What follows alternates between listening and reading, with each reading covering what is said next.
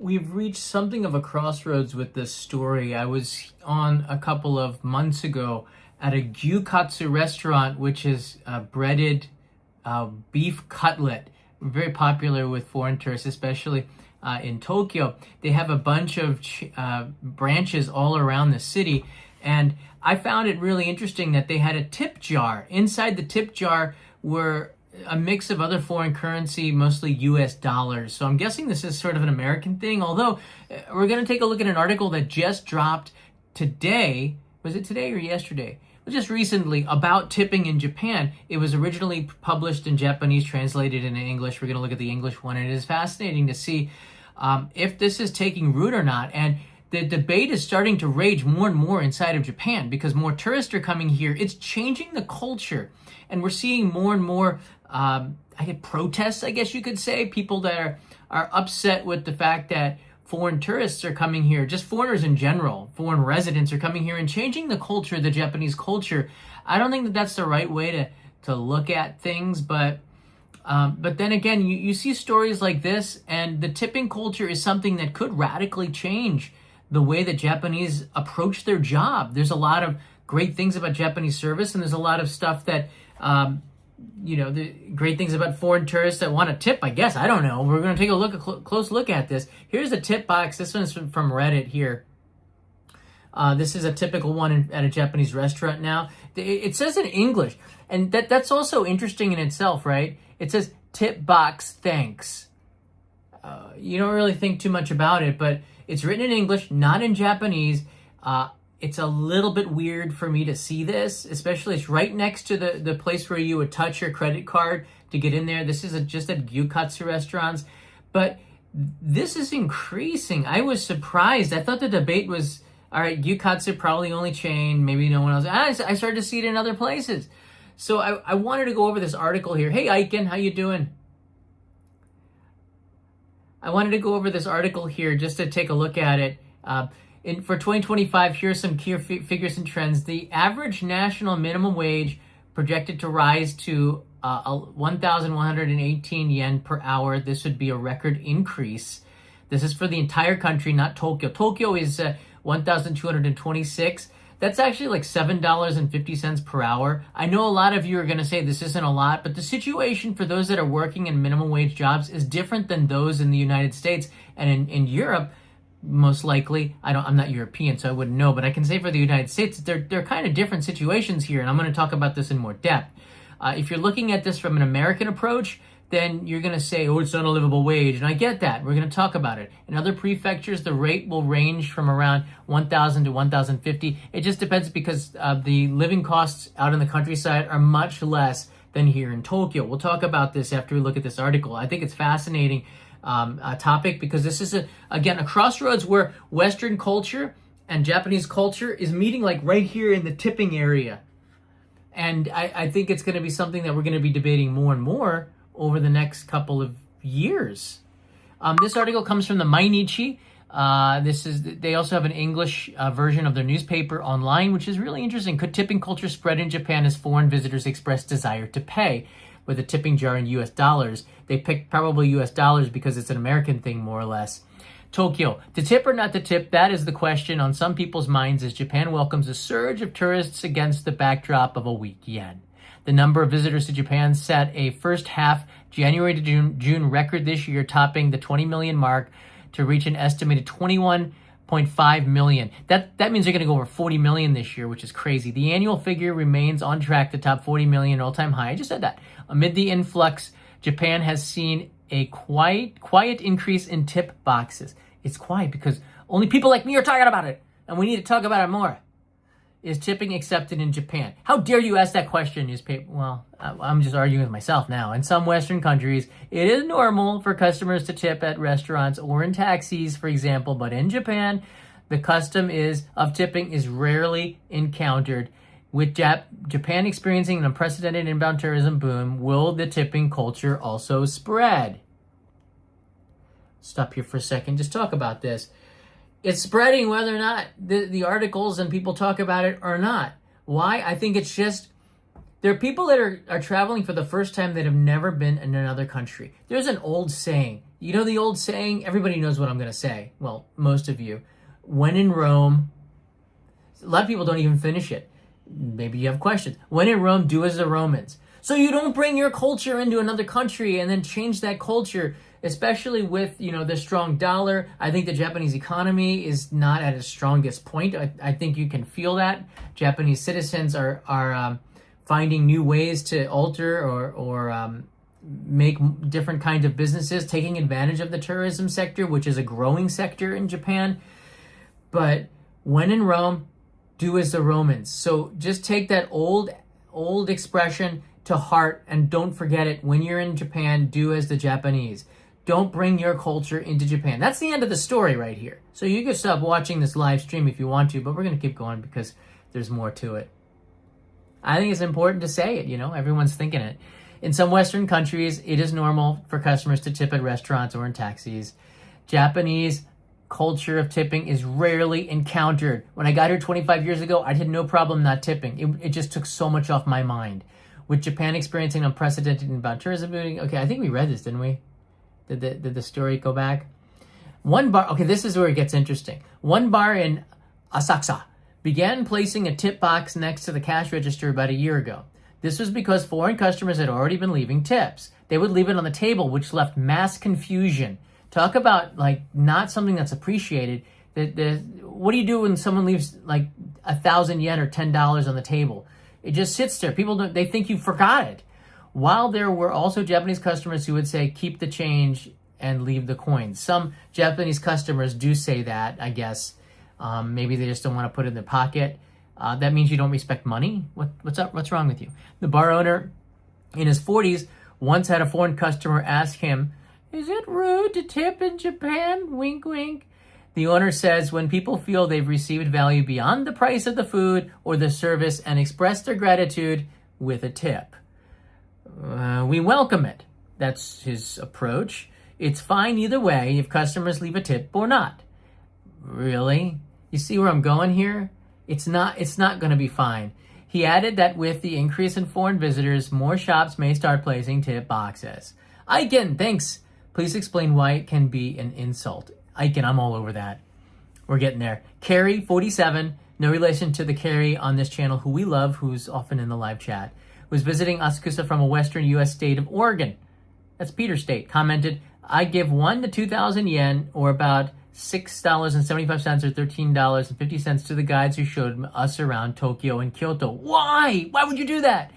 They didn't ask for it. I know! I wanted to express at least some sign of appreciation and respect. How about saying thank you? I'm going to calm down now. Tranquility now.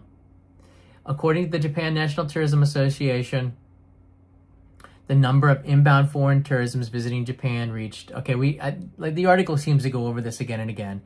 With the weekend spending by inbound tourists to Japan also increased, the total consumption rising at 53.1% year-on-year to a little below 8.13 trillion yen.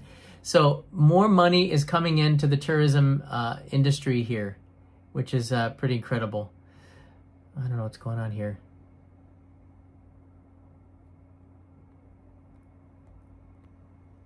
So while it's gone like rogue here, the article. So look, I talked about this before in the past. It's not really an insult to tip. It's just like, what are you, rich? Why you think we're not getting paid enough? I'm thinking of it like how Japanese would probably approach it. You forgot your money on the table. You don't respect money. You don't need the money. You're just so rich you're gonna give it away. Don't you have any respect for the job that I'm doing that you think I need more? Why is that your opinion? I picked this job. I decided to work. It's like completely different from the way that Westerners probably think, okay? Illume One Ads writes in here, I asked a bar on my last trip if they have a tipping jar, and they were confused, right? It was my first and only time I will ask that question. Laughing emoji. If you've been to Japan and you've asked this question, 9 times out of 10, they're going to say, like, why? If you tip, especially guides, maybe the ones that receive so much tips kind of appreciate it, but they're going to start to expect it. And I want to stop this right now because I don't want anybody to expect it in the tourist industry, because you ruin it for a lot of other people. I don't want to tip because in Japan you're probably going to pay more for the services. And when the company says, okay, wait a second, we can charge, we can keep the prices the same, but instead of paying the guides, we're just going to have them tipped. Like this is going to snowball in a way that I think is not going to be good, where businesses start to pick up on the US model and they say, okay, we're just not going to pay the workers as much because we don't need to, because in the US they don't do it. The wages for a waiter, and this is the difference between a super chat, by the way, what I'm getting here, and also a tip. I want to explain this to you because I think it is very important. When you go to a US restaurant, and I worked as a waiter in a US restaurant, I think I was getting $2.35 an hour in Columbus, Ohio in the year 2000. No, what was it? What was that word? 1997. 1996, 1997, I was a waiter at a restaurant called Spinnaker's, and maybe some of you are from the greater Columbus area in the middle of Ohio. Spinnaker's was a great restaurant. They made bread in flower pots. I was like $2.35 an hour, but you did really well with tips. Tipping culture was expected because, I mean, if you did a good job, you would get 15% of the bill. So that's much more than the wages. You didn't really want to get the wages, you get the tips, right? And the more tables you had, the more money you would get. You'd clear like $150 a night, which is a pretty good wage. So we talk about livable wages. Servers do pretty well with the tips. Okay, I get it. That's the US culture. That's not the Japanese culture. The service here is, and I like it, and I got to be honest with you, I could care less what your name is, and you trying, like the US system of the server trying to be your friend is the most annoying thing.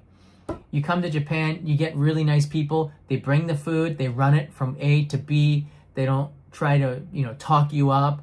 Hey guys, can I help you? My name is, John. I really don't like that anymore. Put me like into the Seinfeld sign of things right now, right? I don't need to know your name. I really don't want to know your situation. I don't want to get involved with you. I just want you to bring the food to me and give me a smile, and I want to enjoy the food. I've gotten used to that living in Japan, but I was a waiter, so I understand how it works, but we don't want that culture in Japan. Now, if you do tip, again, I don't think people are insulted, but they are confused. Most of them, I've had people track down, people tell me that they've tracked down the tourists and given back their money, like they forgot it on the table. So do you see where we're going here? If you do leave tips on the table, that's the wrong way to do it. I just want to get this information out there. Don't leave money on the table. All right? You should take care of your money. Put it in your wallet and leave. All right? You can put it in a tip jar if you want, but I can guarantee you that tip jar goes to the corporate, doesn't go directly to the people. It goes to, and this is from the article a couple of months ago, it goes to the corporation, which has to take in consideration the taxes, so the waiters and the staff have to pay taxes on those tips. And it creates a lot of problems for the business. There are more implications than you realize. When you're trying to be nice, you are adding so many more layers to an onion to work that people just don't want to. Tipping requires claiming this to income taxes and stuff, right? Okay, you don't have to. But this is Japan. People are pretty honest here.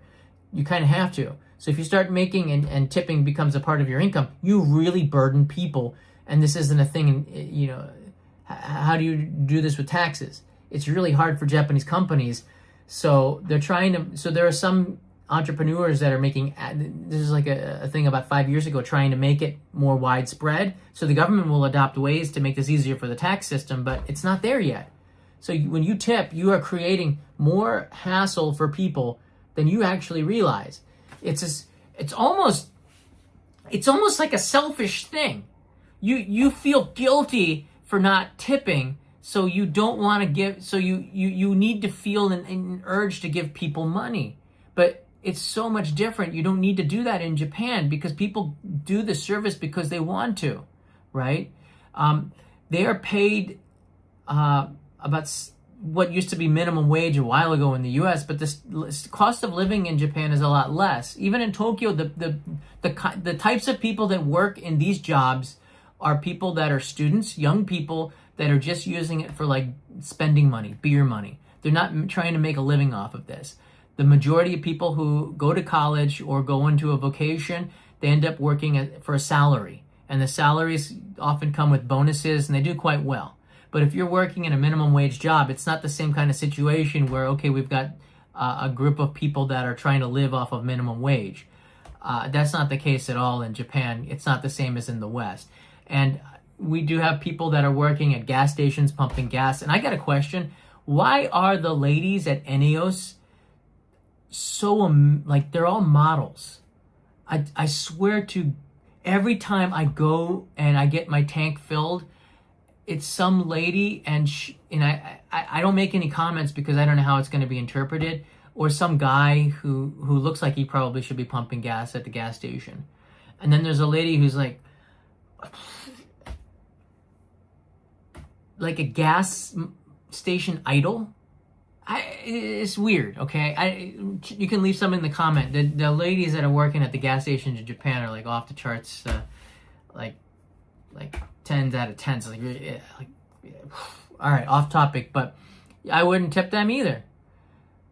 My wife knows too, because she made comments about that as well. So we all do. It's like, why are they working at the gas station? But a lot of them work there as a career. Okay, it might not make a lot of sense to you, but you can work at a gas station as part of your career, and then you end up from working on the ground, working at the corporate thing, and you can work your way up. A lot of people stay within the same career, right? Working at the gas station, and you work your way up and towards the company. When you're working at McDonald's, it's like young kids there, right? If you're working at a convenience store, it's not people that are doing this for a career. They're getting experience to move up the chain. It's so different than what's happening in the United States.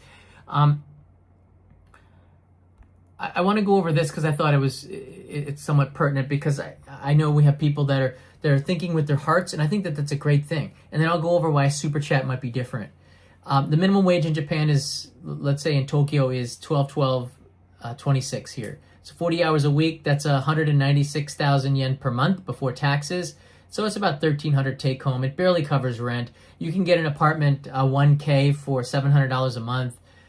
The food and everything else, people can get by with half price at the end of the night food. I did this as an English teacher, okay? I made just a little bit above this, maybe 50,000, I think 250,000 yen a month. But if you work in minimum wage, you're probably still living at home. You don't have rent. This is all just disposable income. That barely covers rent in central Tokyo. So almost nobody that I know is living off of minimum wage. But you could if you lived out into the countryside. Rent is far cheaper in rural areas. You can find places that are like $250 a month or less out in the countryside. So working in a minimum wage or job is actually conceivable to have a decent living. You're not going to save a lot of money,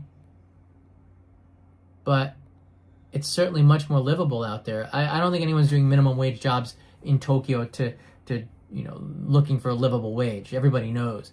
A single person might scrape by, but it's still not generous. It leaves little savings for emergencies, etc. But people that are usually taking minimum wage jobs are usually doing it to get into that corporation, and they start low and they start moving up the chain. There are a lot of freshmen that are out of college that'll be working, in what would be a minimum wage job too, but with knowing that they're going to be moving up in the chain. Reality check here: minimum wage workers are students. This is reality check for a lot of Westerners here. Students, part-timers, older people supplementing pensions, not sole breadwinners. Again, these are minimum wage workers, students, part-timers, and older people. Retired people. I see a lot of retirees at McDonald's. Why? Because they want to stay busy and they supplement their retirement income with minimum wage work. But they just want to stay busy. Taxi drivers, a lot of them are minimum wage paid, but they're older people that have savings that just want to work. They have really good work ethics. For households or people trying to raise children, it's definitely not considered a true living wage. But we don't have there are single mothers and single parents in Japan. A lot of those parents have access to daycare for free. They have access to go out and work. So and family members tend to live together. So you'll have the mother and the father in the same house. I don't know how almost all of my Japanese friends, they have their mother, they're living with their mother or their father in the same house, and with their grandfather and the grandparents, the whole extended family in the house, which makes it great because it helps to raise the kids and takes a lot of pressure off it. In the US, we have a lot more independence. So there's just such a difference in the culture of Japan. But not everybody's the same. There are really good social services here, but the Japanese situation is much different than the foreign situation. It's just a fact here. We have to make sure we thank the staff honestly. When you say gochiso sama deshita, and this is the word that everybody should learn. I'll say it slow. Gochiso sama deshita. Gochiso sama deshita. Gochiso sama deshita. When you say that, it's a really great compliment. Thank you so much for the feast. I really enjoyed it. You say that when you pay, when you leave. I always say I pay that. Sometimes I get an official receipt. Yoshusho onegaishimasu. They give me the receipt and then they say, Gochiso sama deshita. And then I leave. And you get, sometimes you say, everybody says, arigatou gozaimashita. You say, mata kimasu. You can say, I'll come again. That's a great compliment that you're coming again. You don't have to compliment people with money in this country. Don't do it. I work for an eikaiwa. My take home with rent, utilities, and pension paid for is around 120,000 take home, 220 before that. I can tell you it's not enough. Yeah, you know, Brian, I have to be honest with you. When I worked at GABA, which is, and not at Eon, but when I worked at GABA, I actually taught private lessons, and I supplemented my income making another, like 40, 50,000 yen a month with side lessons on the side. And I would contract those people, and then I would claim that in my visa extensions as money that I was making, and I would pay taxes on it.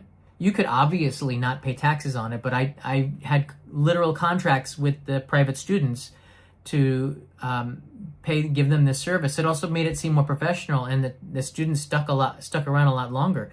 I'd say, okay, you could pay for 1 year or 6 months, and I'd give them a very small discount if they paid for 1 year or 6 months, or they could just pay lesson by lesson. But I found that if you did lesson by lesson, students wouldn't stick around. So you give them one lesson for 4,000 yen, and say, if you like it, I would love to sign a long-term deal with you where we do these lessons once a week for 30 weeks. You can pick when it is, and this is the amount. You sign a contract, make copies of it. You can give it to immigration when you renew your visa, and as long as your main income is from the corporation that's sponsoring your visa is greater than the amount that you have on these side contracts, I've never had an issue.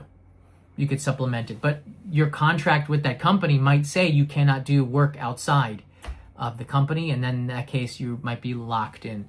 But you're right, it's not. English teachers in Japan are still paid like it was 25 years ago, and it's not enough money.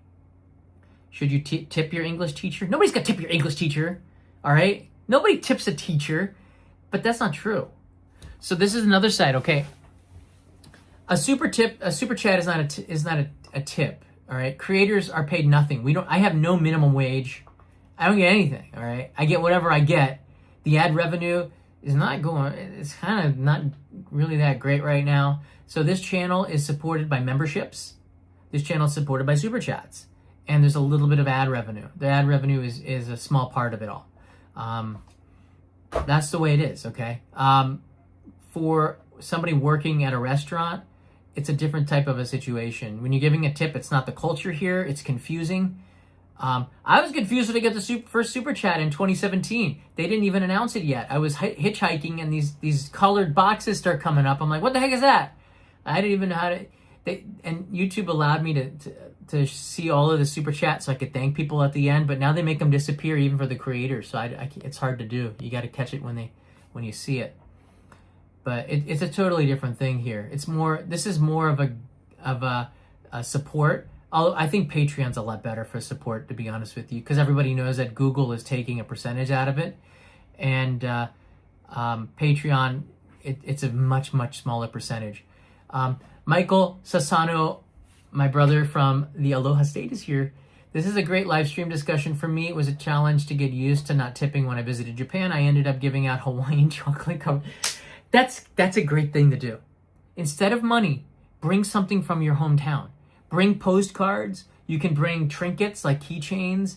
Think outside the box with this. Money is somewhat insulting because it makes people feel like they're not rich enough, right? It makes people feel like, oh, I'm richer than you. I know you're not making a lot of money, so I'm going to give you some money because that's the kind of person I am. Think about how conceited that is. You may not see, if you're coming from a Western country, you may not see it like this, but a lot of Japanese do, right? A lot of Japanese do. A super chat is totally voluntary money given to show appreciation. This is a tip. You can say that too. I get it. I call it a gift, and Patreon is support. I don't consider it as a tip. A tip is something on top of a minimum income that you would get anyways, or advice that you could give somebody. A tip is something like, if YouTube gave all creators a minimum income, then you would be supplementing the income with a tip. But I think it's more like a gift. It is really not that much of a difference, to be perfectly honest with you. I'm not trying to differentiate this too much, because it kind of is like the same thing, but creators don't get a minimum of anything, If ask a creator that gets 24 views, the super chat's probably the only thing that they have to support them. Yeah. Just consciously stop being so self-righteous. And that's the thing with tipping.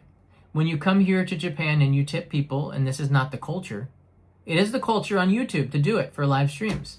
This is not the culture for Japanese services. That's the bottom line. Again, I go back to the simple expression that everybody knows. When in Rome, you do as the Romans do. And if you don't, you're kind of ruining the culture in a way. You really are. Now, it's not expected that you know Japanese culture, because I've been here for half my life, and I don't know a lot of the stuff. Well, I know much of it, but there's a lot that I don't know. So, I mean, if it's your first trip here and you do it, it's probably okay. But now we've got 40 million tourists coming here. Before, when I got to Japan, it was like 1 million tourists visiting Japan, or less. It's like 800,000 tourists visiting Japan. Very little from America, all right? Mostly all the tourists that were coming to Japan were other Asian tourists. American tourists, probably like 10,000 a year. It's really small. I hardly saw, most of the Americans are coming here to work as English teachers probably.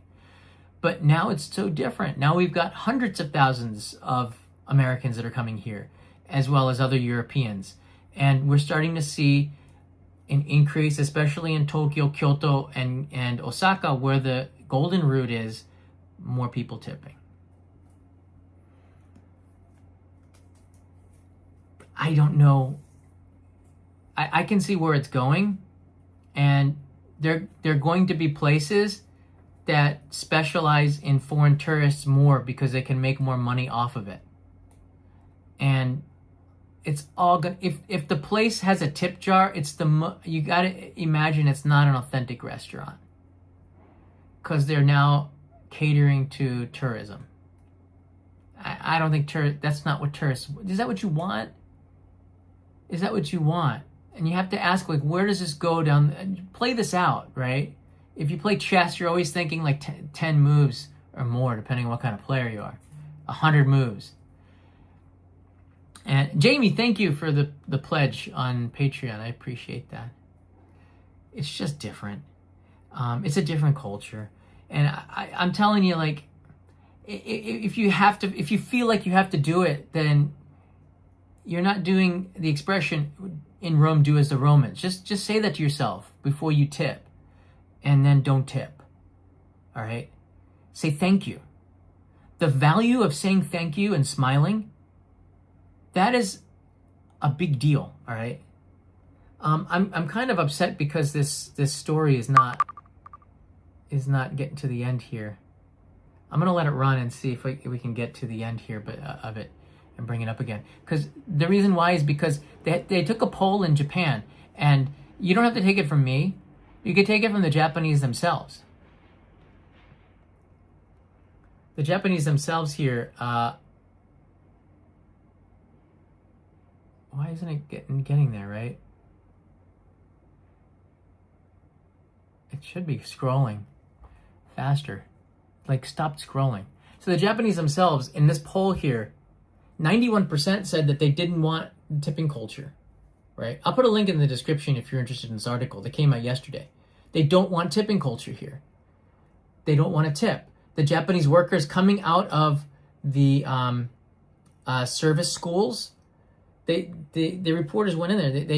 They did a poll. What was it like? They said the vast majority of people did not want tipping. They saw it as a hassle. It meant that they had to do more taxes.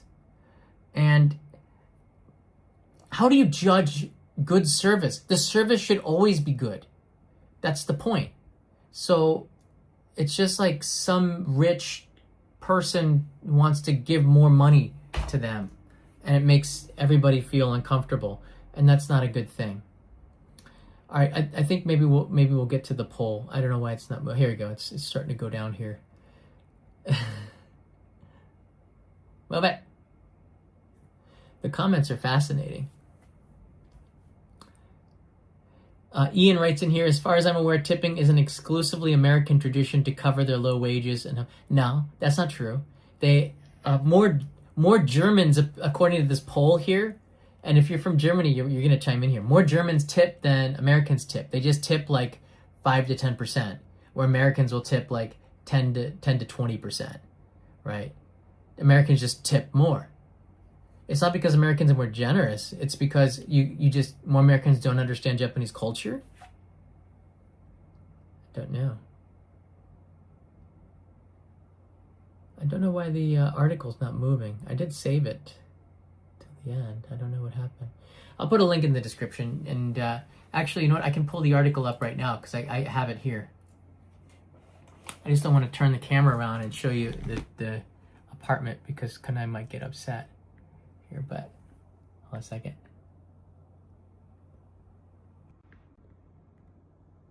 Here you go. Okay, hold on. Is that too zoomed in here? It's really hard to do.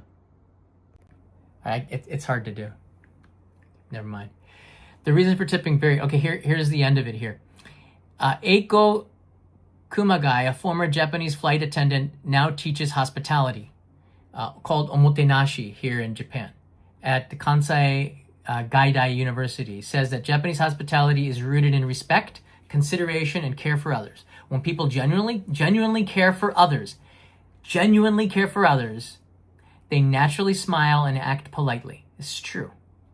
Making others happy becomes their own joy. So true. This is why I love being a teacher. I love working with people. I imagine many people feel uncomfortable seeking something in return or attaching a price tag to that. Japanese do. In a survey Kumagai conducted with her students in June, 114 or 73% answered no to the question, do you think Japan should have a tipping culture? I'm surprised that 37% or 27% said yes, but probably I can understand it.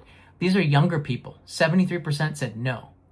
When asked if they thought tipping culture would become established in Japan in the future, 91% said no. 91% said no. All right, that's a big deal.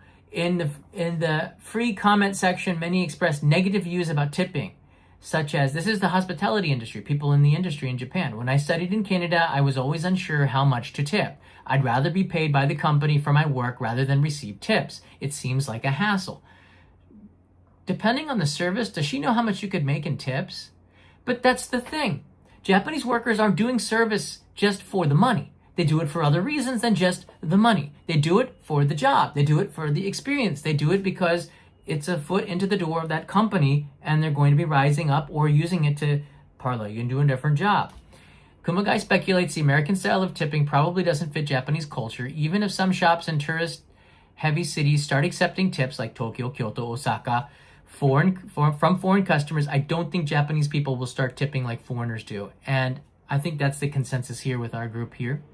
The surging wave of inbound tourists does not seem to have reached the point of overturning cultural attitudes towards tipping that have seeped deeply into the island nation of Japan. That's how it is. I think this is the crossroads. I think this is where it starts to die. I think this is where the tipping culture and this discussion has reached its pinnacle and it starts to die. I don't think it's gonna gain momentum. This Gyukatsu restaurant still has this tipping jar there. I'm so strongly against it, but to all his and his own. What's the expression? To his all his own. Do what you want to do. If you don't care about Japanese culture, you just, tipping in Japan is a selfish thing. There, I said it. I think tipping in Japan is you feeling a need to express yourself in your own culture in a foreign country. And you shouldn't feel that when you travel abroad. And this kind of feeling ruins what makes Japan so special. And I think a lot of you agree with that. Bryant Vu writes in here, wanted to add McDonald's workers in Japan earn more than English teachers. I don't doubt that. I saw a sign in Sakai, Nagoya. They are getting paid 250,000 yen a month and more for management. And a lot of them trying to work up into that. They're working up into careers in the McDonald's, right? McDonald's is a pretty good job in Japan. Again, I don't think that these are the same types of jobs like in the United States. A minimum wage job is not one that you're supposed to try to make a living wage out of. You're supposed to, get an education, work hard. This is a political debate for the United States, but it's not something that you can take a United States issue and put it into, a Western issue and put it in the prism of Japan. Japan is not the same. Those arubaito jobs were done by students, by people that just wanted spending money, that were living with their parents, or senior citizens, those that are on pensions, that just want to supplement their income or want something to do. Those are the people that are working at Tsutaya. Those are the people that are working at McDonald's or driving those taxi cabs. But now there's not enough of them. So they're bringing in people from South Asia, right? And I think if they can't find enough workers, then naturally they're going to have to raise the wages, which is going to raise the prices on stuff. But right now, there's no need to raise the minimum wage in Japan because it's not about it's a living wage and all this other stuff. Because a vast majority of Japanese are going into education, they're going to university, they're recruited into jobs the old way that it's been like for decades, where they make a salary and they get their health insurance paid for them by the company. Often the company workers have apartments that are subsidized. I had a Japanese friend who is quite young. His company he decided to take the company housing. The company had housing for its workers, and it was $150 a month, or about 20,000 yen a month. A lot of the English school jobs, they have subsidized housing. So my rent in Tokyo for Eon was about 100,000 yen, but I only had to pay 50,000 yen because that was the standard standard living costs for everybody across the country. Unless it was lower than that, then you would just pay less. But I would pay what everybody else paid because I got the same salary as everybody else. And the company took care of me. Japanese companies take really good care of their employees, their workers. They might be judgmental. Management might be judgmental. All companies are like that. They're pretty strict. But they make sure that you have... My rent was 65,000 yen. Bryant, that's not too bad. It depends where you are. But unfortunately, a lot of the English schools have not raised their wages enough to compensate for the inflation. A lot of them, when I first came here in 1998, I was getting paid 250,000 yen a month, which was not that great because it was 150 to the dollar when I got here in 98, but it got down to like 180 yen to the dollar. So it was actually a considerable amount of money, like $3,500 a month, which was actually not too bad for a teacher here. I saved up a lot of money. I paid off a lot of debts as an English teacher, but if you're looking at the exchange rate, then it's certainly an issue. Expats that are working here in Japan will find you don't do it for the money. You're doing it, you're living in the culture more or less now. Unless you're an entrepreneur, you're gonna be limited to the wages that you receive or the salary that you receive in Japan. And if it's a Japanese company, you're probably gonna get pretty good benefits. But if you're working at Google, you're probably gonna get pretty good benefits too, with a much higher wage, and maybe even stock options. Because I had Google friends that had like stock options and stuff. It's like, wow, that was years ago. I don't know what they get now. I do feel a need to convey my appreciation because the service is so excellent. Then you can say, thank you. Not Dead Yet writes in here. You can say, in Japan, it's such an important, we don't say it enough perhaps. Just a simple thank you. And that's, I think, the way it should be. Thank you. Or, gochiso sama deshita. Smile, thank you, leave. That's a big deal. That means you enjoyed it. You know what, the best thing the biggest compliment is to finish all your food. If you get a bowl of rice, don't leave 1 grain of rice in your bowl. As a tourist, you're probably going to shock a lot of Japanese.